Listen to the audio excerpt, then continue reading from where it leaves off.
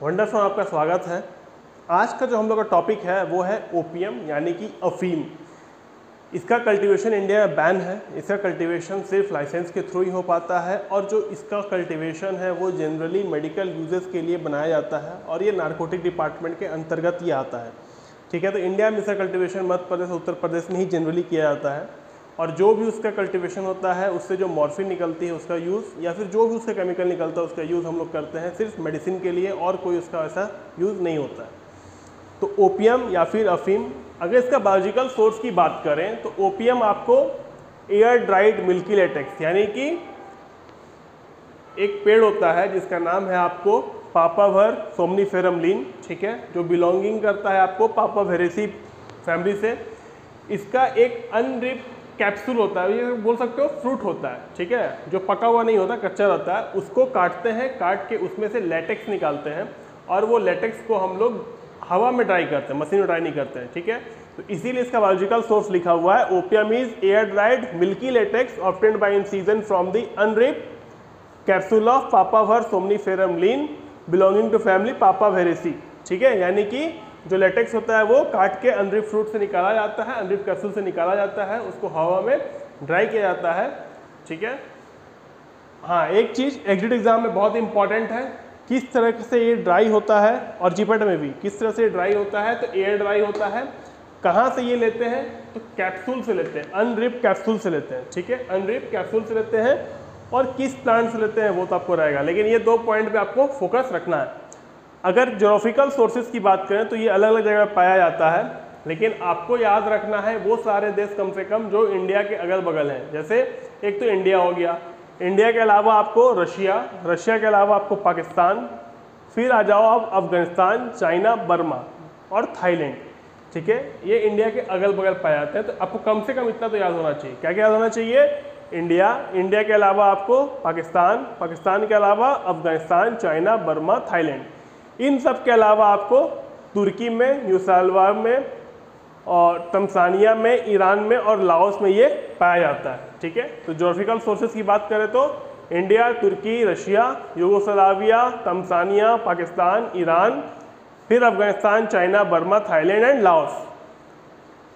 5 लेकिन देश आपको याद होने चाहिए इंडिया के अलावा, China, Russia, Thailand, Burma, Afghanistan, ठीक है, ये आपको याद होने चाहिए। केमिकल कॉन्स्टिट्यूएंट का इसका ऐसा है कि इसमें जो केमिकल कॉन्स्टिट्यूएंट मैंने लिखा है ये आपको बेसिक ओवरव्यू है। एक और इसका वीडियो बनेगा केमिकल कॉन्स्टिट्यूएंट का, क्योंकि इसका केमिकल कॉन्स्टिट्यूएंट थोड़ा बड़ा है और उसमें आपको अलग अलग अल्कलॉइड से क्लासिफिकेशन भी है मॉर्फिन के। तो 5 अल्कलॉइड देखना है मॉर्फिन के, तो थोड़ा बड़ा है। इसके बाद एक और वीडियो इसके ऊपर आएगा। फिलहाल अभी जो इम्पॉर्टेंट पॉइंट है वो यहाँ पे है ओवरव्यू। तो सबसे पहला केमिकल कॉन्स्टिट्यूएंट में इम्पॉर्टेंट पॉइंट है कि इसमें अल्कलॉइड पाया जाता है।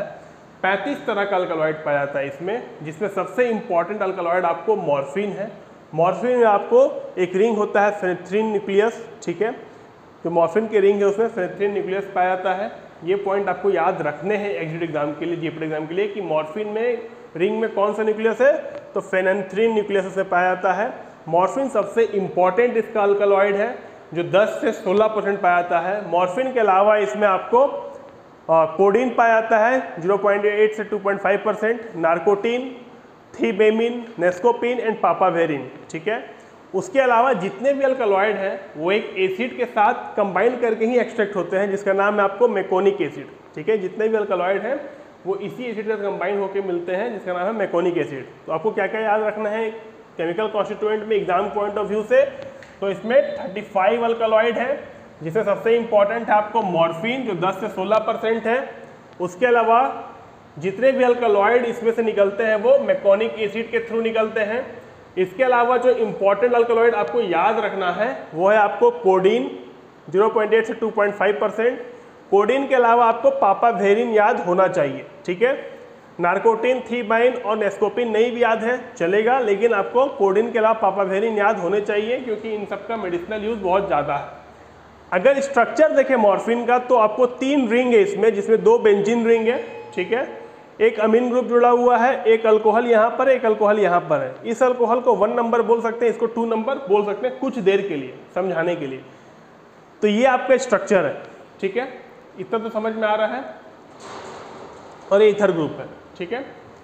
चलिए, अगर पहला नंबर अल्कोहल पे हम लोग मिथॉक्सी ग्रुप डाल देते हैं, यानी एम अल्कोहल को हटा के MEO डाल देते हैं, तो ये बन जाता है कोडीन, ठीक है।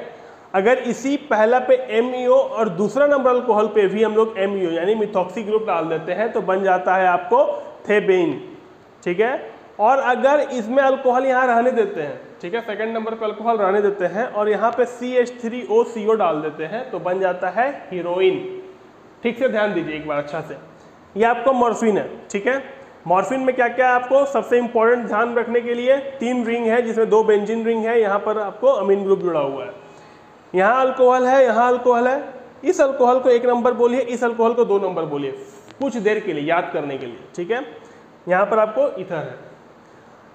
इस अल्कोहल में अगर हम लोग मिथॉक्सी हटा के यहाँ पे मिथॉक्सी ग्रुप डाल देते हैं, तो आपको बन जाता है ये कोडीन, ठीक है। ये पूरा स्ट्रक्चर सेम रहेगा, बस यहाँ पर आपको मिथॉक्सी लगाना है, कोडीन। अगर इस यहाँ मिथॉक्सी और यहाँ मिथॉक्सी लगा देते हैं, बन जाता है आपको थेबेन। और इसके अलावा अगर यहाँ अल्कोहल ही रहने देते हैं और यहाँ पर CH3OCO लगा देते हैं, तो बन जाता है आपको हीरोइन, ठीक है। स्ट्रक्चर बाकी सेम रहेगा। तो 3 स्ट्रक्चर आपको एक स्ट्रक्चर से याद करवा दिए।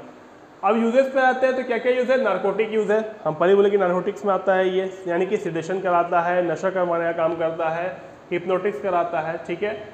ये बात कर रहे हैं मॉर्फिन के बारे में। उसके अलावा एनाल्जेसिक की तरह काम करता है, सिडेटिव की तरह काम करता है, पेन रिलीफ में काम करता है, डायरिया डिसेंट्री में यूज होता है, लेकिन तो ज़्यादा यूज नहीं करते।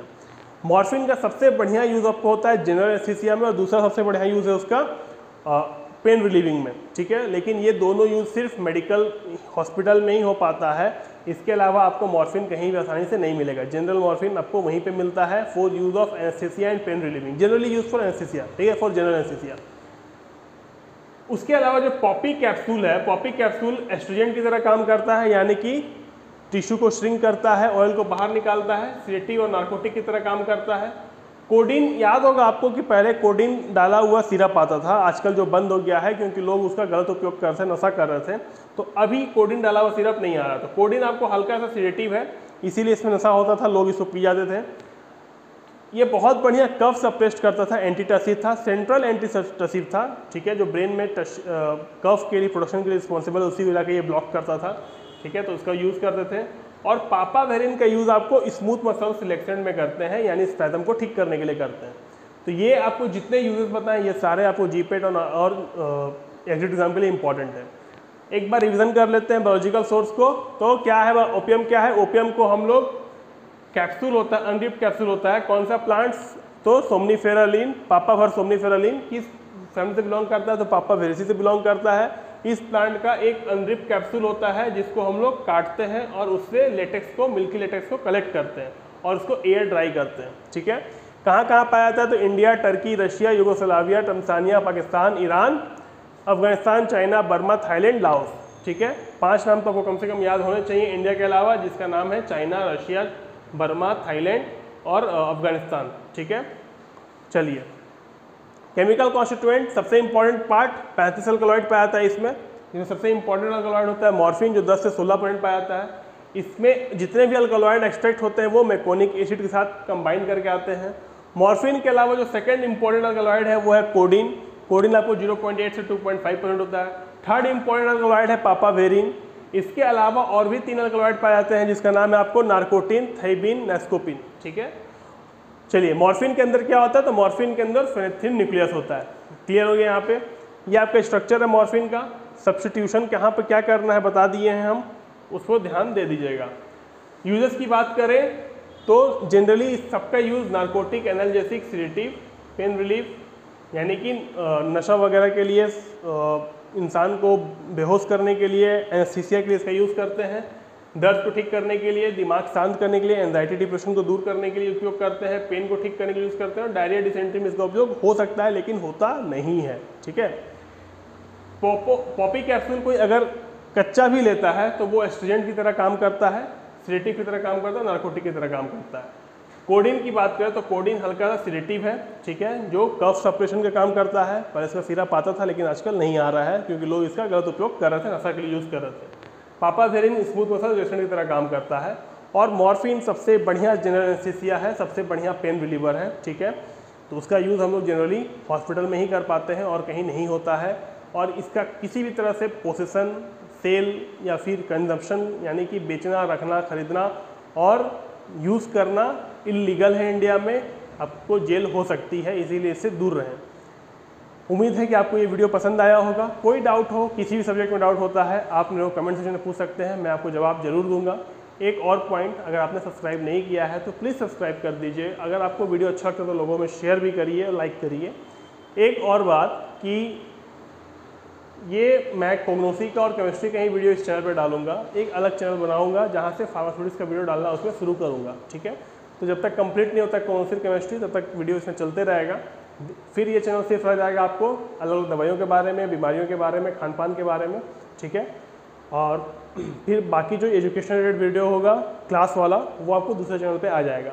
तब तक इस चैनल को देखते रहिए, प्लीज़ सब्सक्राइब करिए और शेयर करिए। अगले वीडियो में फिर मिलेंगे, अपना ख्याल रखिए। जय हिंद।